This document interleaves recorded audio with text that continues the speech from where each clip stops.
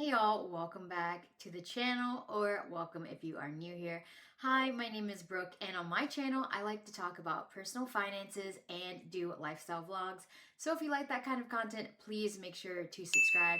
Oh my gosh, this has been a while since I have filmed a sit down video with y'all, but it is because there has been so much that has gone on in the last few weeks and it has just been insane.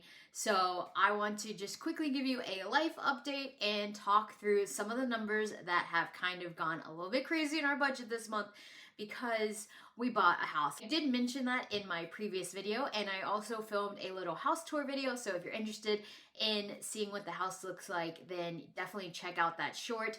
I know my house is not up to par right now. We are still swimming in boxes, but we're doing our best, and I'm trying to get as much unpacked. Like, we did all of the heavy moving of all of our furniture in basically one day, and we had a lot of friends come over and help, and that was so nice of them. But I was exhausted. I had to make so many decisions, and we are still unboxing a lot of stuff. So, we are working through it, but if you've ever moved, you know that it is a process. And so that is why I haven't been filming very much. But I want to talk through some of the numbers that have gone into buying this house, because this is my second house that I've bought. It's my husband's first time buying a house, but this is my second time, so I kind of knew the ropes a little bit, and that really helped us to understand what was going on. And so I just wanted to talk with you all about the numbers, because I thought that this video could be educational for people who are looking into buying their first home, or they're looking to move and that kind of stuff. So let me go ahead and share my spreadsheet so you all can see what the numbers look like, and we can kind of talk through some of the things that went into buying this home. All right, so when we bought this new house, there were quite a few things that we needed to buy. And there are also quite a bit of unexpected things that we did not think about buying, but I'm going to go over this list and kind of explain to you some of the costs that you could incur if you buy a new house.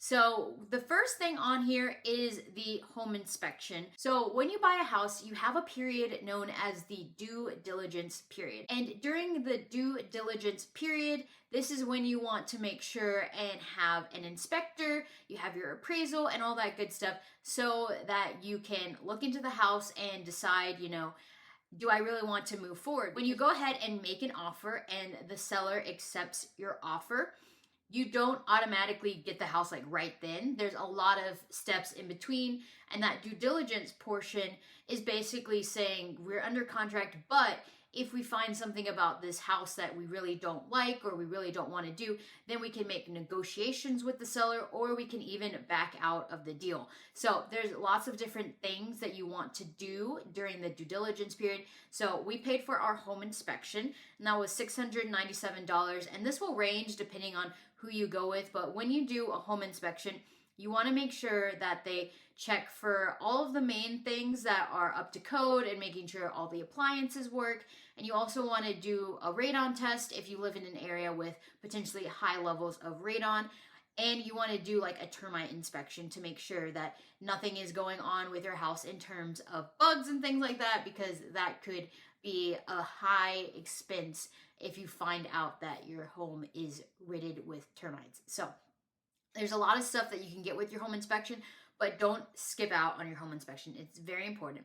Another piece is the appraisal, and our lender actually paid for our appraisal, so we did not have to pay for that out of pocket. However, appraisals will generally run you about $500 to $600 depending on where you live.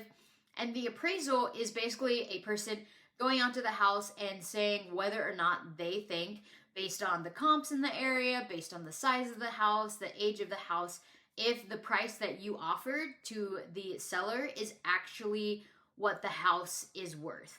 So when you get this appraisal, it is very important that whatever you do when you're buying your house, that your house is not worth less than what you actually offered. Because if you offered, let's say $500,000, but your appraisal comes back and it says that the house is only worth $450,000, you would not be approved for a loan for $500,000. You'd only be approved for a loan up to the appraisal amount.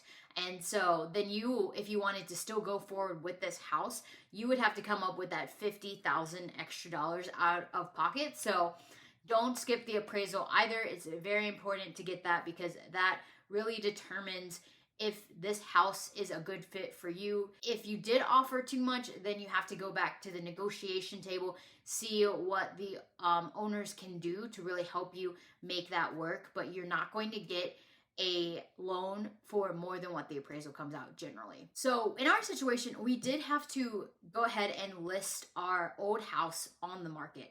And because of that, there was a couple of things that we needed to do to get it ready. Most of the things that we need to do were cosmetic. So I have a couple of purchases on here that I needed to do to make the house ready to sell. And one of them was buying some paint. I needed to buy paint so that I could make some touch-ups on the walls. We took all of the photos down in our home and then we put, the wall putty up and then sanded it down, and then we needed to paint over it. I also needed to paint the exterior, and we did not have a can of paint that matched the exterior color. So I had to go and get paint so that I could go ahead and make those touch-ups. And that was at Sherwin-Williams, and that was $37. So, depending on how much touch-ups you need to do when it comes to painting your old house, this is going to depend. You can also look into different places like other home improvement stores that also sell paint and see what kind of deals you can get. It also depends on what type of paint you needed. So because this was for our exterior, I had to get exterior paint, which is more expensive than interior paint and all that good stuff. But you want to make sure that you buy the right kind of paint for wherever you're doing it, because you don't want to have interior paint on your exterior and then it just looks really bad. We also had to buy a new kitchen faucet. And so our kitchen faucet was getting a little janky, I guess you could say, with the handle. And I preferred to fix it ourselves before we even listed it, so that any new buyers that were looking at the house could see that the appliances and the kitchen were in good use. And so my husband and I just installed it ourselves. It's actually very easy to install a kitchen sink yourself. So I'm really glad that we did that. And all we had to do was turn off the water underneath the kitchen sink, and then we just had to uninstall the valve. We had to uninstall the water lines and then take it out and then put in the new one. And it was actually really easy. I think it took us less than an hour to actually put in that faucet, but the faucet was one of the ones that has the nozzle that you can use to spray things. So it was a little bit more expensive because of that, but I prefer that type, and that was the type that we had already there. So I wanted to keep it up to the same features that the old one had, and so we had to pay for that. We had to get some fiber mesh, which is to patch up drywall holes that are bigger than just picture holes.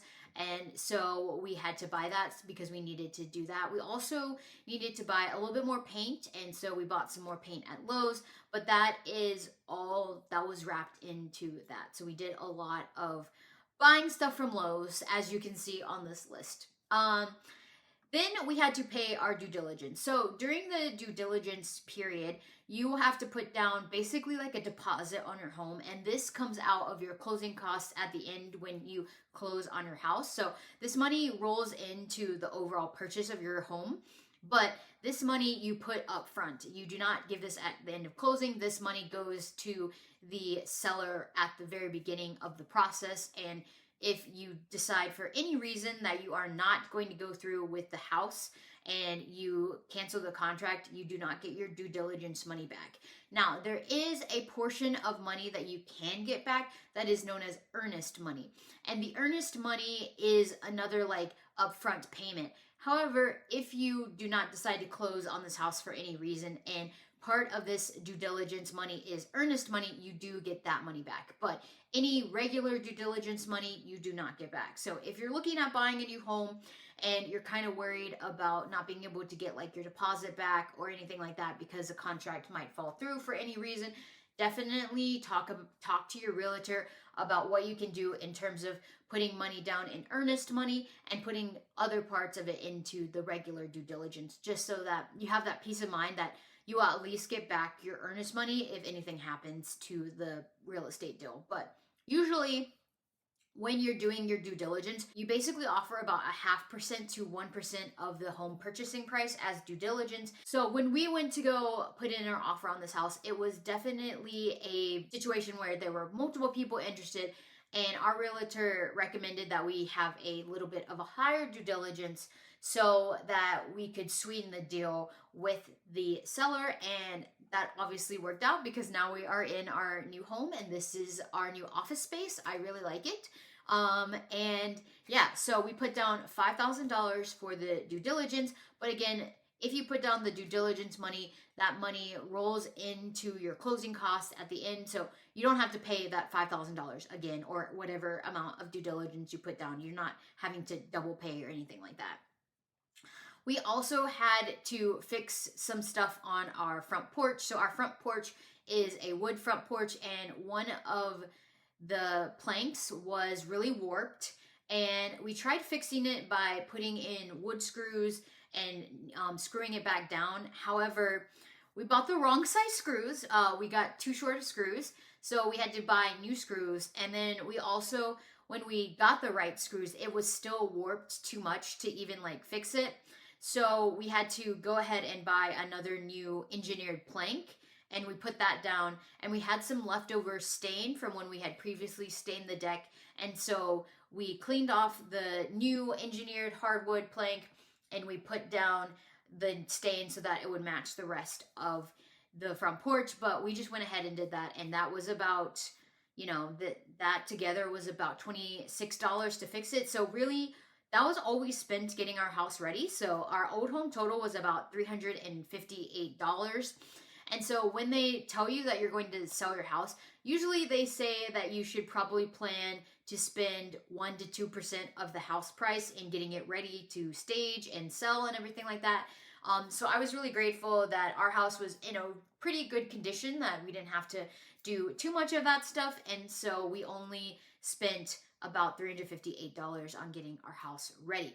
Now, the next stuff, as you can see, is all of our new home purchases. So some of these purchases you might not need, just depending on what you need to get for your new place.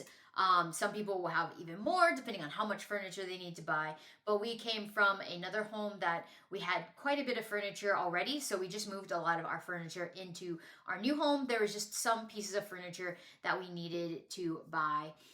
So with this, we bought a new mattress. So we upgraded from a full-size bed to a queen bed because our new primary bedroom was big enough to have a queen bed. So we went ahead and purchased a new mattress, and this was the Dream Cloud mattress.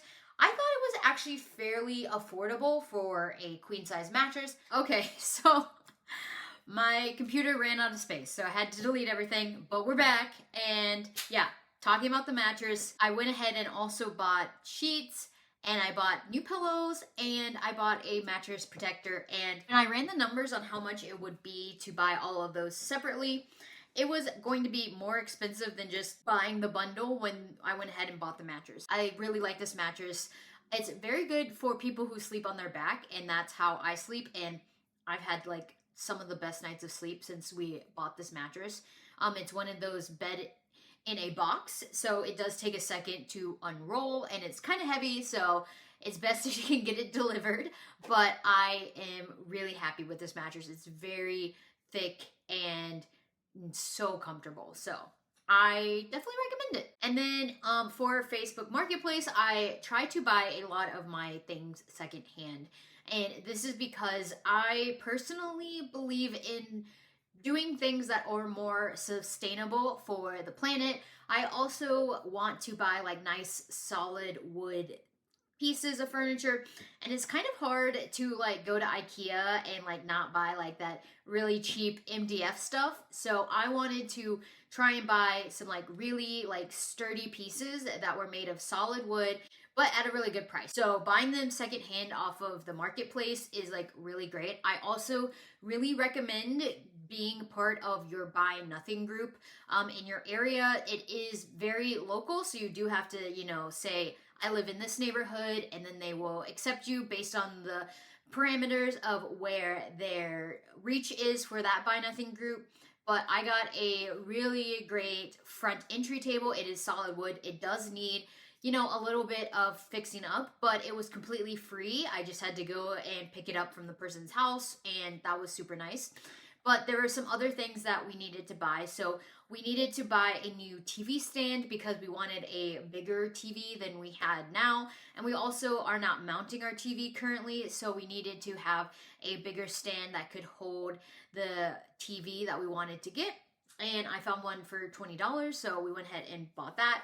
I also bought the bed frame on Facebook Marketplace, and this one was not solid wood. This was like a metal slash engineered wood, but there's not a lot of like wood parts of it. It's mainly just like the metal bed frame. So I bought that for $90. We also bought a new love seat because our living room is much bigger, so we're able to have more pieces of furniture in there, which is really great for hosting. I wanted more seating anyway for our guests, so we went ahead and bought this really pretty like slate gray dark blue love seat, and I really love it. It's so pretty.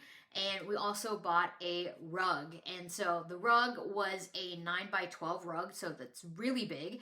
And I wanted to like tie in the colors from the walls and from the furniture, and I really like this. And whether or not you like AI, I think one of the fun things that I have been using my personal Gemini account for is doing some home design ideas, because I can feed it a picture of what my living room looks like, and then I was able to give it pictures of the different furniture pieces that I wanted, and I was able to tell it, hey, I want to put this piece here, I want to put that piece there, and then it gave me like a pretty accurate mock-up of what that would look like within the space.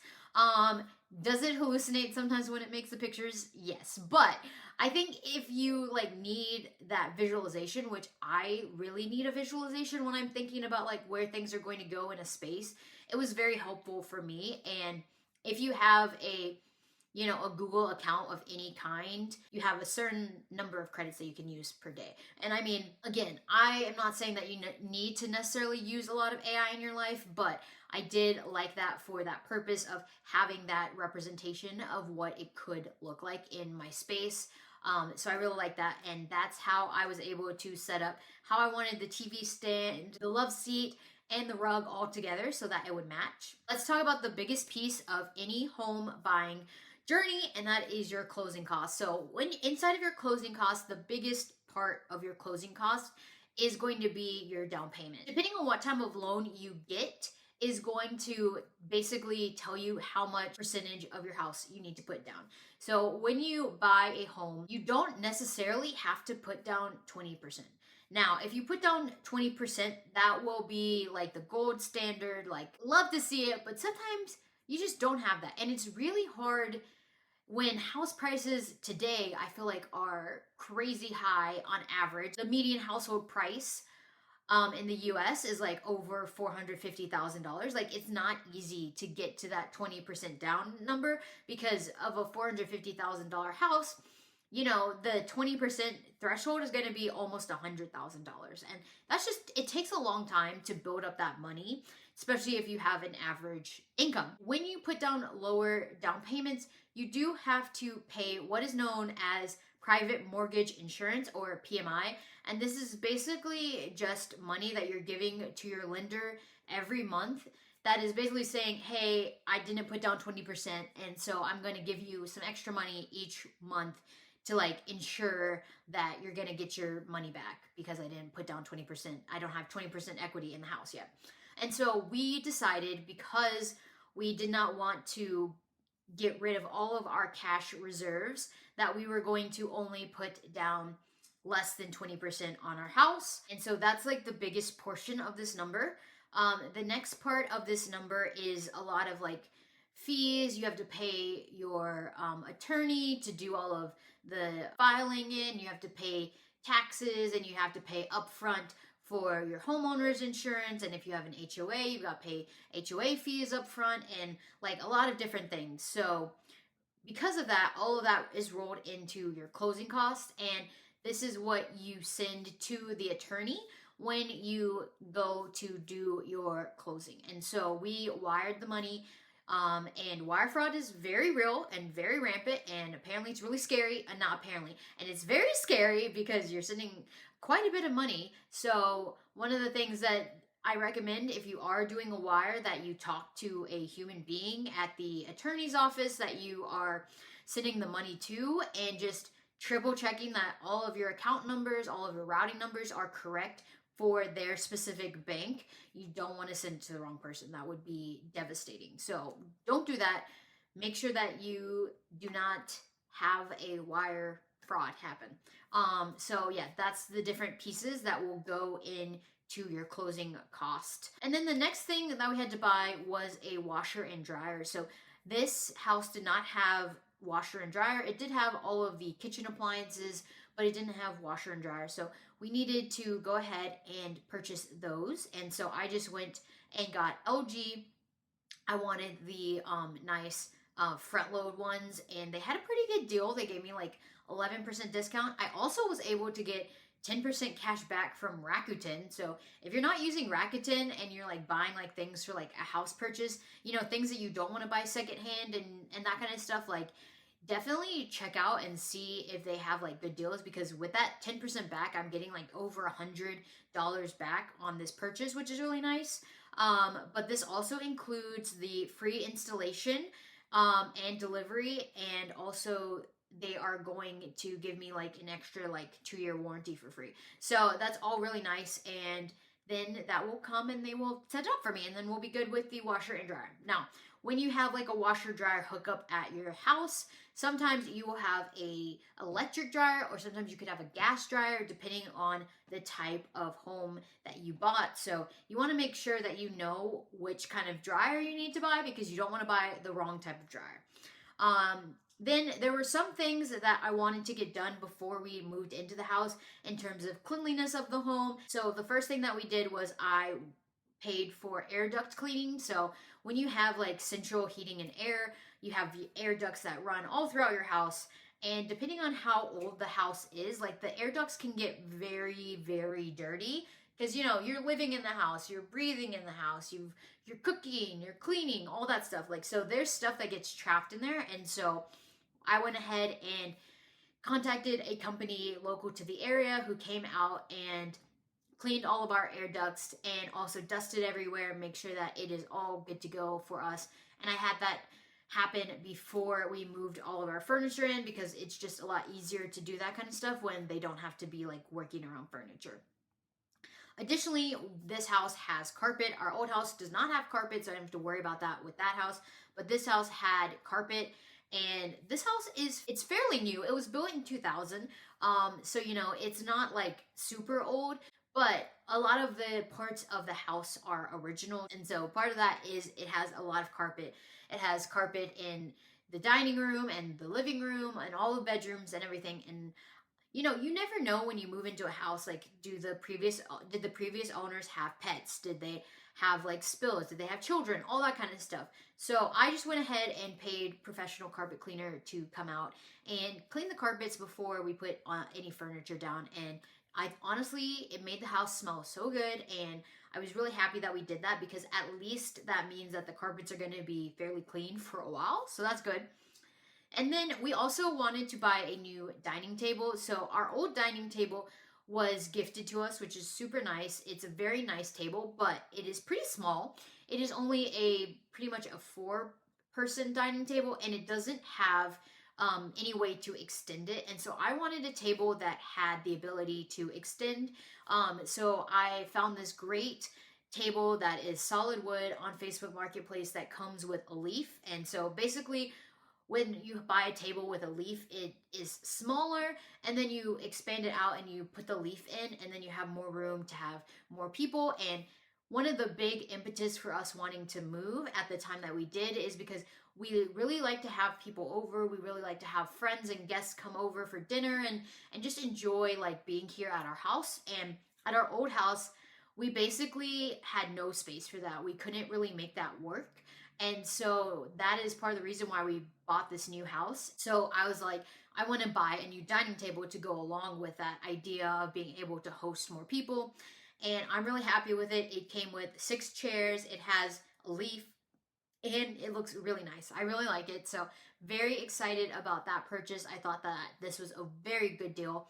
And it wasn't used that much, so it's not very scratched up, which is great because the previous person who I bought it from used it as staging for other houses. So it was really mainly used for pictures, but I really like it, and the leaf is in really good condition. So I'm excited to host dinner parties and be able to have everybody sit at a table comfortably. Then we did not hire movers because we were like, let's go ahead and ask our community for help. We have lots of friends in the area. Our parents came in, my husband's siblings came in to help. And so we just decided we were going to rent a U-Haul.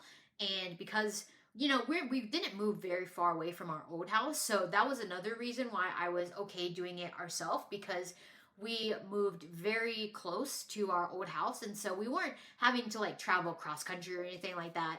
We were just moving across town, so it felt very doable to go ahead and get a U-Haul. And so this was our U-Haul rental. We also had to drive it out to go pick the dining table up. The dining table was like in the town over from us, so it took a little bit to drive back and forth. And when it comes to the U-Haul, you have to like pay for the base, and then you also have to pay for the mileage that you're going to drive it. And so we just went ahead and paid like 50 miles up front because we didn't know how many miles we were going to drive it, and that was really good. So we did that, and that was about $119. Now that seems like a lot of money, but if you think about like how much it would cost to get movers, like this is pretty much a drop in the bucket for that. Like movers, probably with how much furniture we had and the amount of work that they would have to do to like get it all done, even though we were just moving like literally down the road pretty much, it would have probably cost us like $800 to $1,000 to hire professional movers. So I really thought that the U-Haul was a good way of doing it, and also just like having that community aspect of it, of like asking your friends and family for help, is something that I think is lost in this kind of I can do it myself mentality. And so I was like, you know what? I think that it's like a really great thing to like ask your friends for help. And, if they have the time, if they have the energy, it's not like you're saying, you must help me, but it's more like, hey, can you please help me? And then, out of their like love for you and their kindness towards you, they're like, yeah, we want to help. And like, then you pay it forward to your other friends, and like making sure that other people in your community also feel that way. So it just fosters a community aspect of life that I think is sometimes missing in 2026. So I was really happy with that. This next thing was kind of unexpected, but we did have to buy a new Wi-Fi system, because when you buy a house that has more than one floor, we went from like a one-story house to now we have a two-story house. The Wi-Fi that we have Google Fiber, and here we also have Google Fiber. So, we have great speeds. However, when your house gets bigger, you need to have your Wi-Fi like go like reach further square footage. And the problem with that was our router just could not handle like how far we wanted it to travel up to the second floor to the office space. And so we went ahead and bought a Wi-Fi mesh system, and I honestly really like it. It was well worth the money. It had 3 different routers with it, so you can set it up all throughout our house, and now we have good Wi-Fi throughout the house. But that was definitely something I did not think of, because we had moved from a small house where our router was literally in our office, so I didn't have to worry about that, to our router being downstairs and then having to like try and get that all the way up here was pretty hard. So the mesh system has really helped out with that. And then the last thing that we bought was we wanted to get a new TV, because you can see in the back here, this is our old TV that we had in our old house. And this was pretty much the biggest TV that we could fit into our old living space. And it's only a 40-inch, so like it's not even that big of a TV, but like we didn't have really much room to like have a bigger TV. So with this one, we were like, the living room is like 2 stories. It's big enough to like have a bigger TV. And so we found a really great deal on an LG OLED. It is a 65-inch. It's crazy big. So we have like this big TV now in our living space, and I really like it. And we didn't need it. We could have just used this TV downstairs, but sometimes you gotta treat yourself a little bit when you're like buying a new house, and just like that kind of stuff. So that is pretty much all the house purchases we made so far. There are some other things that, you know, just come up unexpectedly when you buy a house. So one of the reasons why we didn't want to put a bigger down payment down was because we wanted to make sure that we still had emergency reserves. And you always want to have a good emergency fund, especially if you're a homeowner. But that has really been like something that I have taken away, as like I've had to like work through like being nervous about using my emergency fund. But like one of the things was that we have a leak in our toilet and we needed to call out a plumber to get that fixed. There are a lot of things that you can do on your own. Like totally you could do a lot of that stuff. However, there's also a lot of things that like if you don't do it properly, like the first time that you do it, it's going to cause issues in the future. And so sometimes it's just worth it to pay the professionals to come in and do it for you. So that's why I like did that. And so that's not accounted here, but that's probably about $700 extra on top of this that we've had to pay. So in total, we've spent $35,000 in the last 4 weeks. So that's kind of crazy. I know it's crazy, but you know, we're so happy with where we're at and we're really happy with the new home. So before I wrap up my video, I just want to say thank you all so much for watching. If you've watched this far, comment down below. Do you own a home? Do you rent? Are you looking to purchase a home? Are you saving up for your next home?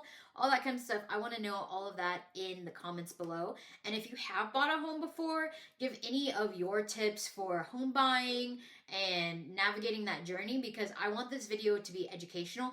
I'm not at all like trying to like boast or anything about how much we spent, because honestly, like how much we spent in the past month has been kind of terrifying to me. I mean, we've been saving up for this for so long. Like we've been saving up for this for like a year and a half, but like it still feels kind of crazy when you get to that point and you're like starting to actually move that money that you've been saving for so long. So I totally get it, but like I'm not trying to boast or anything like that with this video. I just want to make an educational video for you all so that you can kind of see like what is the true cost of home ownership, and do you think it's worth it for you? Do you need to save up more money? Like run the numbers for yourself. Like always do your own research. Always like look at your own financial situation, and you know, don't buy a house if you don't think you're going to live in the area for an extended period of time. Like I love this area. I love our community here. All of our friends are nearby. I want to stay in this place for a very long time, and because of that, I am comfortable with buying a home in this area. We're also fairly close to my husband's job. He really likes his job and he has to go into the office. So I wanted to be able to like stay in a place where he wasn't too far from his office or anything like that. And so for me, like going to buy a new home was worth it, but not everyone is going to find that to be true for them. It's personal to you. It depends on your life stage. It depends on what you want out of your life. And if you don't want to buy a house, that's totally fine. There is no reason that you need to feel pressured into buying a home. Decide for yourself like what you want out of your life and then make the numbers work for you. If you do want to buy a house, like spend the time and the effort of saving up for all of these purchases, because if I had not saved up all this money ahead of time, like I would feel way more stressed. Let me know down in the comments below how you feel about that as well. And as always, please make sure to like and subscribe, and I'll see y'all in my next video. Bye y'all.